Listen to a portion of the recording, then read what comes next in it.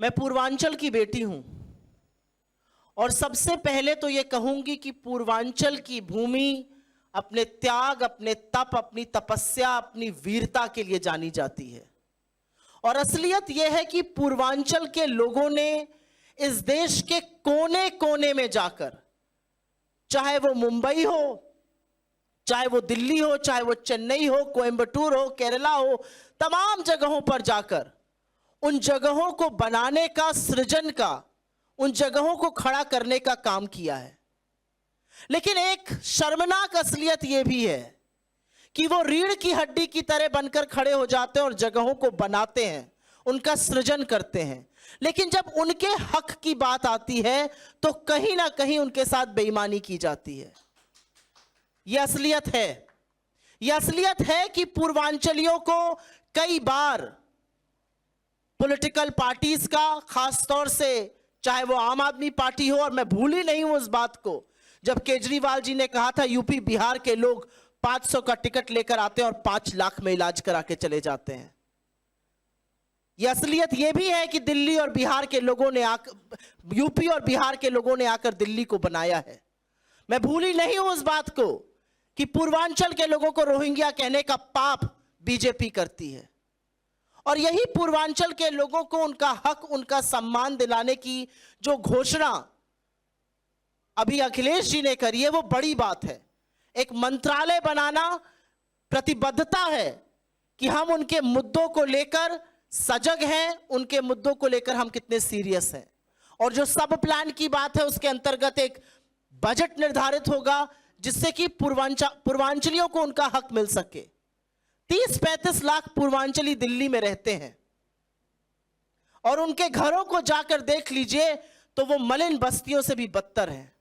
बजबजाती हुई नालियां हैं, टूटी हुई सड़कें हैं, पानी जो घर में घुस जाता है, कोई निकास नहीं है पानियों का, गंदगी का कूड़ा लगा हुआ है क्योंकि उन पर ध्यान नहीं दिया जाता। वो सिर्फ वोट बैंक हैं बीजेपी और आपके लिए। और इस असलियत को अगर बदलना है तो पूर्वांचलियों पर विशेष ध्यान देना होगा, जैसे कि बाकी दिल्ली पर भी हम दे रहे हैं। मैं थोड़े दिनों पहले दिल्ली के पूर्व मुख्यमंत्री केजरीवाल जी का इंटरव्यू सुन रही थी। उनसे किसी ने कहा यमुना बहुत गंदी है, और असलियत यह है कि यमुना पर भी अभी जो हमारी प्रतिबद्धता है उस पर हम जिक्र करेंगे छठ पर। उन्होंने कहा यमुना गंदी इसलिए है क्योंकि जो लोग बस्ती में रहते हैं और अधिकांश उसमें से पूर्वांचली हैं, उनकी नालियों का पानी वहां आता है। 7,000 करोड़ रुपए आपने फूंक दिए, यमुना को साफ नहीं कर पाए, और उसका ठीकरा भी आप पूर्वांचलियों पर फोड़िएगा।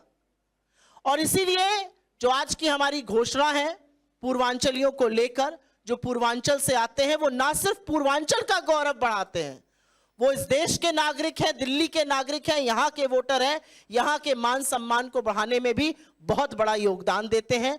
और इसलिए जो हमारी प्रतिबद्धता है, जो हमारी निष्ठा है पूर्वांचलियों को लेकर, उनकी शिक्षा, उनके स्वास्थ्य को लेकर, उन सारी बातों के लिए एक डिपार्टमेंट बने, एक सब प्लान हो, वो बहुत जरूरी है। 30-35 लाख लोगों को नजरअंदाज करके सिर्फ वोट बैंक मानने का जो दुष्कर्म बीजेपी और आम आदमी पार्टी ने किया है, ये कुचक्र खत्म होना पड़ेगा। कल योगी जी ने यहां पर आकर 2 बातें कही। उन्होंने महिला सुरक्षा पर बोला और फिर उन्होंने कूड़े पर बोला। असलियत तो यह भी है कि मां गंगा को एक ने बुलाया था, मां जमुना को एक ने बुलाया। मां जमुना पर दोनों को पेनल्टी लगी, मोदी जी की सरकार को भी और आपको भी। और गंगा का पानी आचमन के लायक 11 साल बाद भी नहीं हुआ है। लेकिन आज अखबार में जो मैंने पढ़ा, योगी जी से ये सवाल आप लोग जरूर पूछेगा जब अगली रैली करने आएंगे।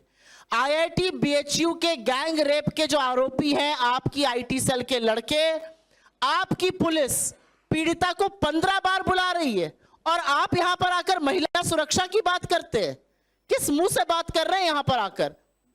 आप 5,000 आपके उत्तर प्रदेश के युवा इजराइल के युद्ध क्षेत्र में रोजगार ढूंढने को इसलिए मजबूर नहीं क्योंकि आपने इतनी नौकरियां बना दी हैं। आप सीना ठोक कर बता रहे, ये आपकी विफलता है। चाहे कुलदीप सिंह सेंगर हो, चाहे चिन्मय आनंद हो, चाहे ब्रजभूषण हो, चाहे कोई भी लखीमपुर का किसान नरसंहार हो, वो मुख्यमंत्री आकर यहां पर बोल रहे हैं। असलियत यह है कि बीजेपी और आम आदमी पार्टी ने प्रशासन और पुलिस दोनों को तबाह करके रखा है। डर एक शब्द है जो आप हिंदुस्तान की राजनीति में कांग्रेस पार्टी और खास तौर से राहुल गांधी के लिए इस्तेमाल नहीं कर सकती हैं। उनका दुर्विरोधी भी उनके लिए डर शब्द का इस्तेमाल नहीं करेगा, कांग्रेस के लिए भी नहीं कर सकता, क्योंकि जिस तरह से हम जिस शिद्दत से लड़ते कोई और लड़ता नहीं है।